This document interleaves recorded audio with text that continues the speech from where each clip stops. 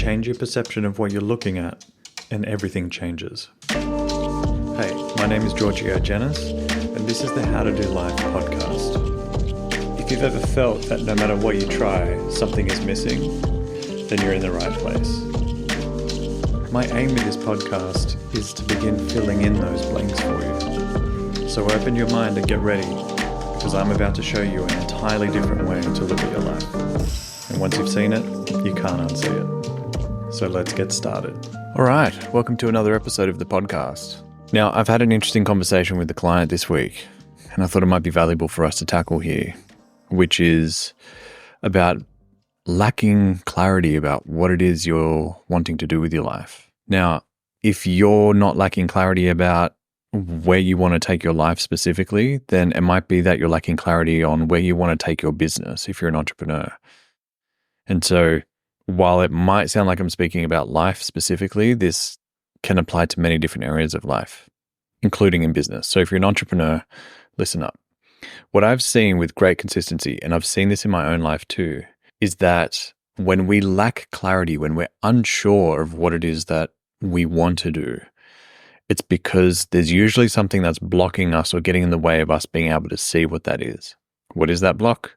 Well, it's usually something to do with a fear, a shame, or a guilt of some kind. And fear can be an anxiety, if you want to use a different word for that. And so what I've found in my own life, it's been really interesting to sort of peel back the various layers that stop us from growing. Because for me, I don't know about you, but I intend on growing in my own experience of my life, in many different areas of my life. And so as I reach different levels within myself, I'm coming up against different points of resistance and different challenges that I have to face within myself.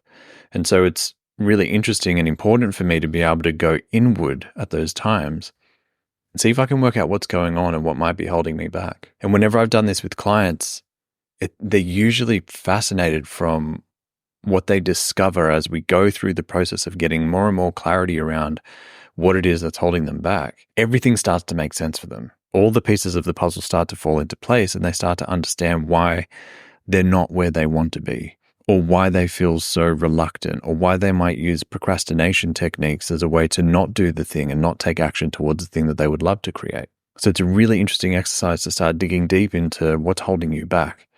Because when you do, and you start to realize what it is, you unlock these paths ahead of you that you wouldn't have otherwise found. So why is this an important topic for us to explore? Well, it's common, and there's lots of content out there in the world about fear of failure. But what a lot of people aren't talking about is fear of success. Now, I know that success means something different to everybody, myself included. What my version of success might mean would be different to yours. Defining success is really important, whatever that means to you. Whether it's in your business, there's so many different metrics that you can use for what you consider to be a successful business. And the same is true for your personal life, what you would consider to be successful. I'm not necessarily interested in pursuing success as a North Star. I'm more interested in fulfillment because that has more sustainability and it has a lasting factor to it that success doesn't. Success tends to be momentary, comes and goes, and then it's done. Whereas fulfillment is something that you can continually nurture and create for yourself in your daily life. So when it comes to achieving the things that you would love to achieve and you defining those as a form of success, you want to develop clarity around what that actually is for you, what that achievement means, and what that success means to you. Then once you've got that clarity, you want to ask yourself, what's holding you back? What are you scared of? What do you imagine will happen if you get there? Now, that last question is really important because your imagination is filled with all kinds of details about who you think you're supposed to become. It's filling out details about what your life is going to look like, including the things you don't want. And so by getting clear on what those details are, you'll start to see, well, hold on a second, there are reasons that I say I want this, but maybe unconsciously on some level, I don't actually want this. And so developing clarity around what that is going to help you in a profound way. So what does that look like? Well, what I've found with clients is they'll actually ask the question of like, I don't know why I'm blocked. So can you help me get out of my own way. Because I'll sit down and ask them, what are your dreams? What are your goals for the next 5 years? What do you want to achieve? And they will go blank. And they say to me, they report, I feel like my brain is just switching off, like there's nothing there for me. Almost like the lights have gone out, but they haven't. What's happening in those cases is everyone knows deep down what inspires them or what they would love to create for themselves. But if there's enough pain associated with getting there or creating that for themselves, they will block their vision to be able to see it. So it's almost like if you could see the horizon, that's your dreams, that's your inspiration. They're the things that you want to go and achieve and go and experience for yourself and work towards. If you can't see the horizon because clouds have come in and blocked your vision of being able to see it, you might feel like it's not there for you or it's not something you actually want for yourself. And so the clouds are like these emotions and these beliefs that are blocking you from being able to see what it is you're trying to create for yourself. So by sitting down and asking yourself, what would you love to create? If you're finding that you're blocked or you can't think of anything, I assure you there's some kind of belief and some kind of emotional charge that is holding you back from being able to see what that is. So then how do we work out what these emotional charges are? Your experience of your past is what you're projecting into the future. So I recently had a conversation with a client who was sharing with me, she was running into the same issue where she wasn't able to give me a definitive answer about what she wanted in 5 years. She could give me an idea of what she wanted in 12 months' time, but 5 years just felt like it was a stretch. It was so far away that there was no clarity whatsoever. And so I started digging into it, and this is something I'm seeing quite a lot, is for some people, they feel like they're going to lose a relationship of some kind if they get really clear on something they would love to do and they pursue it. So you want to think about that for yourself. If you're struggling with this idea of creating the life that you would love for yourself, what's holding you back from doing that? Is it that you're worried you're going to lose the acceptance of your family members or a key person in your family? Are you worried that you're going to lose the acceptance from a loved one like your partner? Are you worried that you're going to lose the acceptance of people that you work with as you pursue whatever it might be? If those are people that you care about or you value the opinion of, there's usually at least one person or a group of people that you're worried will reject you or ostracize you or make fun of you, humiliate you, or just kind of push you out of their lives and not support you in your pursuit of these dreams. Now that's something to ponder, because you're not going to get to the end of your life thinking, I'm glad I sacrificed the things that inspired me. I'm glad I sacrificed my dreams for the sake of other people's opinions and other people's acceptance of me. Because I assure you that even if you do sacrifice your dreams for other people, they will still find things to complain about you. They will still find things to reject about you over time. You will have a conflict at some point if you don't currently have one with them now. So it begs the question, is it worth sacrificing your dream if you're going to face rejection and criticism and maybe even being pushed aside by people that you care about at points in your life when you're living a life that isn't necessarily the life you want for yourself, or aspects of your life? It doesn't have to be your whole life, but maybe just elements of it that you're sacrificing. So you want to ask yourself, is it worth the sacrifice when you've got something that you genuinely want to pursue and you're giving up on that? The other thing you want to ponder as well is go back to when you've seen an experience or you've gone through an experience where you've pursued something that actually lit you up, that energized you, that inspired you, and then you started to deal with some kind of criticism from people, or maybe you were having people rejecting you or cutting you out or putting you down and humiliating you, whatever it might be. If you're fearing this experience of being ostracized or kicked out of a group or no longer included in the future, it's because you experienced that somewhere in your past. So it's important to go back and see where that is for you. See if you can work out what's going on there and where that's coming from. Because I assure you, you're basing this future fear of some past experience. And if you can work out what that is, the clarity you develop will be profound. With this client that I was working with this week, what we found in the past was that she actually explored a bit of a side hustle, a business venture with a friend of hers, and she loved it. It was one of her best friends. But then what was happening was, as they were getting busier and there was more and more work to be done, while she loved a very particular part of the work, one half of essentially one half of operating the business, she found that all of their interactions, including the social interactions when it wasn't work related, became about this side hustle, became about this business. So it almost felt like the business suffocated the ability for them to have a social life together. Now, there was also some other stuff going on in this friend's life as well, like becoming a mother, which meant there was even less ability to have a social life outside of these other aspects of her life.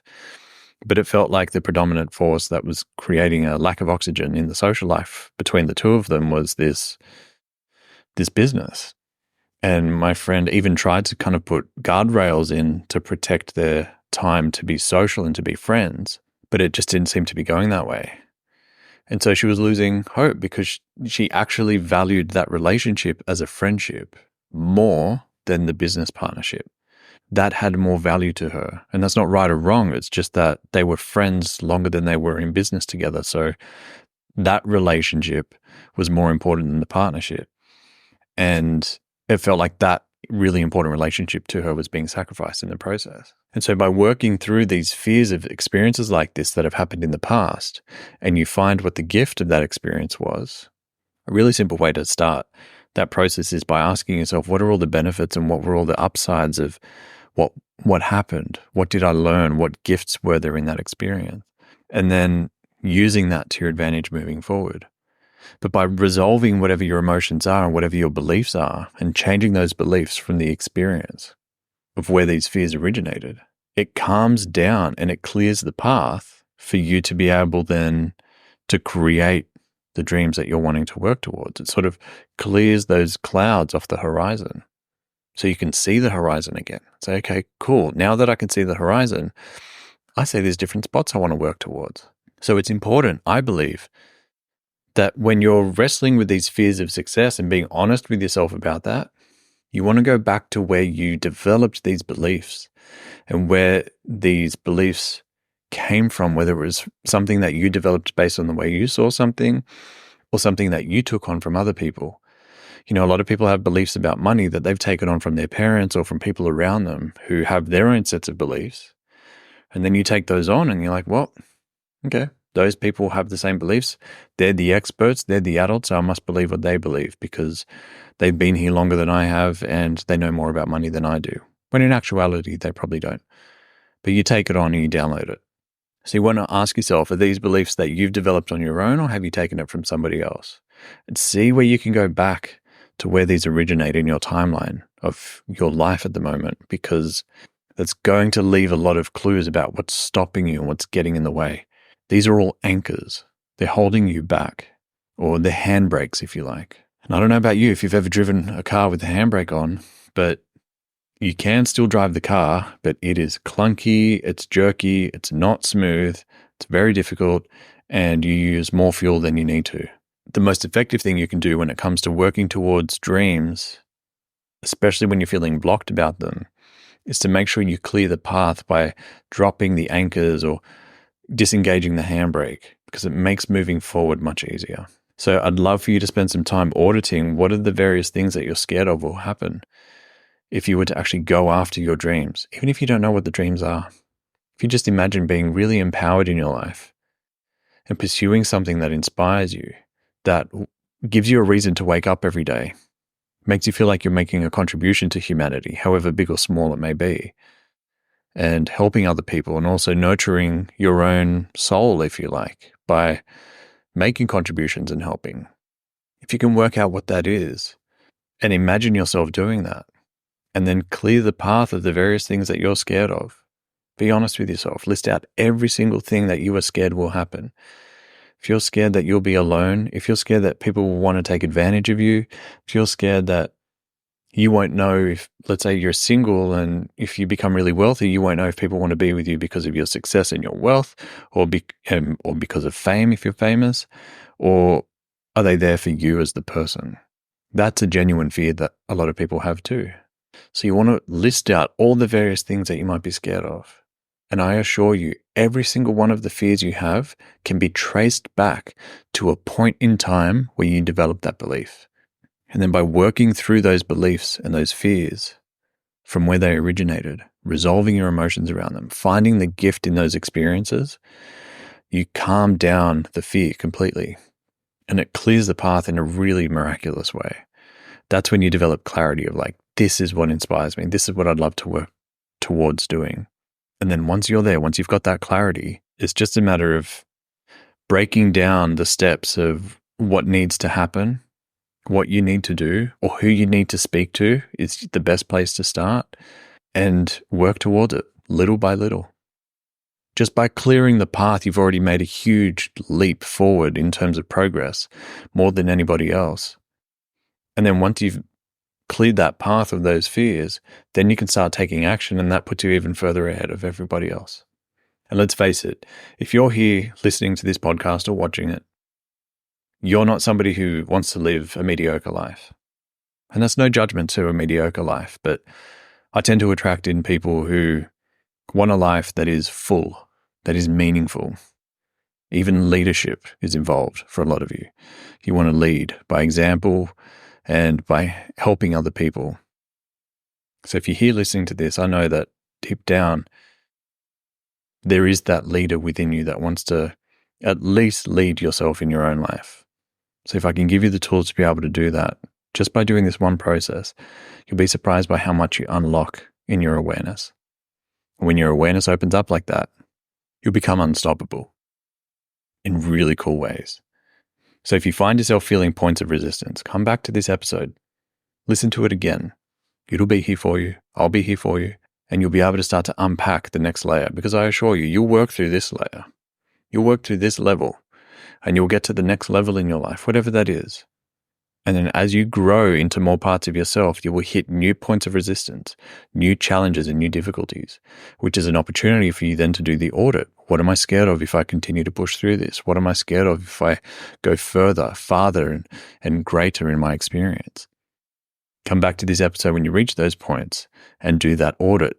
Assess your fears, go back and find where they originate, clear those fears out, and then bang, you're on to the next level. So, my hope is that this episode has inspired you to assess your fears and to develop at least a little bit of hope that if you're feeling blocked about what it is that you want to do and you're looking at other people that seem to be doing well, know exactly what they want to do, and you kind of feel like there's something wrong with you for not, believe me, there's nothing wrong with you. You have that within you. You've just got fears, shames, guilt, different experiences blocking you from being able to see it. So spend time doing the audit, clear the clouds, and believe me, when you see the horizon, the inspiration inside of you and the enthusiasm that it awakens within you is really profound. So on that note, I hope this episode was valuable for you. Keep coming back to it as many times as you like. And please, if you're getting value from the episodes that we're putting out, I would really appreciate if you could take time to leave a review wherever you're watching or listening to this episode. It makes a huge difference. It helps put us out there to more people. All right, with that being said, thank you so much. Lots of love. See you in the next episode.